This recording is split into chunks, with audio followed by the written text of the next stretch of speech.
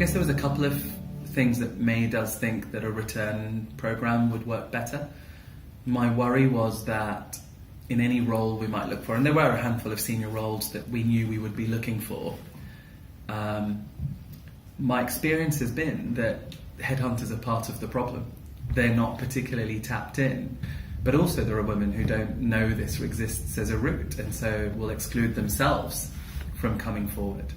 And actually at the heart of my thinking was that, if this is an industry-wide thing, we're not going to solve it just by asking a headhunter to say go and find people to fulfill a specific role. So I was really keen to say I don't want to take on anyone into a returnship program that couldn't have a role afterwards. It was really important that there were real jobs and real roles subject to them being the right person for it.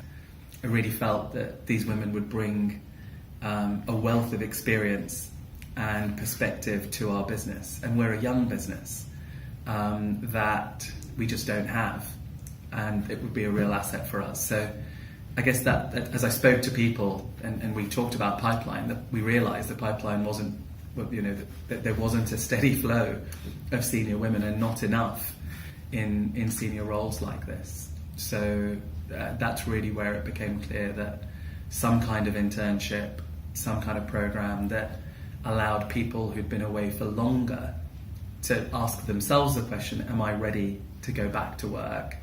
Do I have the confidence? Do I have the competence? Has the world of work moved on that much? How can I apply my skills both pre my career break and what I've learned during my career break to something? I think the final bit was I felt that this would be bringing talent from across the industry and not just from within our niche of it.